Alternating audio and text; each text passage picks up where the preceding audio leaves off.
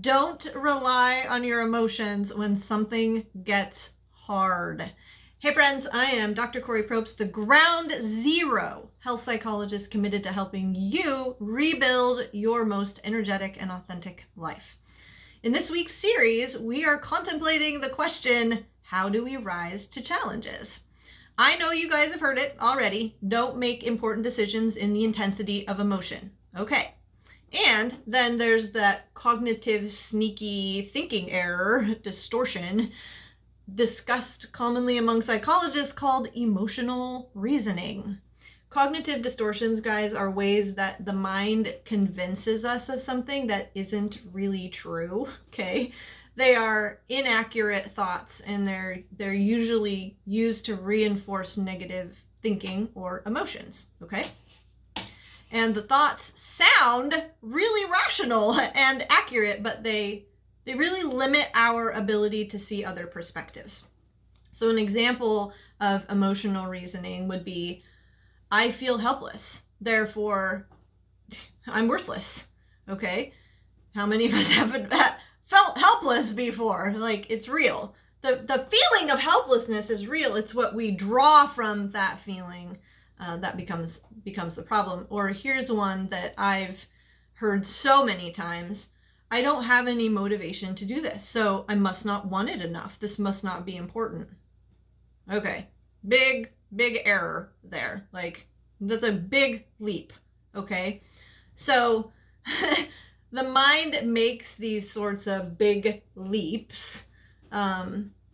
And knowing this means that we can more effectively rise to the occasion, even in the midst of the mind literally kind of screwing with us, okay?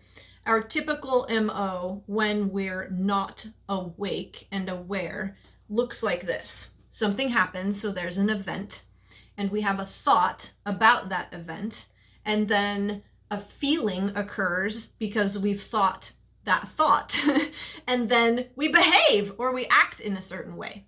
For example, your boss tells you that you're not meeting her expectations, and then you think, I'm working my butt off. I can't believe she doesn't recognize how hard I'm working. And as a result, you feel really frustrated. You feel angry. Maybe you feel a little hurt and confused, okay? And then you start looking for a new position because your boss is a crazy person. Here's a tougher challenge. Your parent passes away, okay? You think, I'm never going to recover from this. This pain is this is too much for me to bear. And you feel really helpless. You feel incapacitated. You feel maybe empty. You feel isolated. You start isolating yourself. You refuse to talk to anyone. Perhaps more challenging in this second example, but in both examples, we're not operating from the best of ourselves. There's pain in both situations, but we can rise to those challenges by following a different sequence. I'm going to repeat that first sequence. Event, thought, feeling, action. I'm proposing a different sequence here, okay, in order to rise to the challenge that we're presented with. Here it is.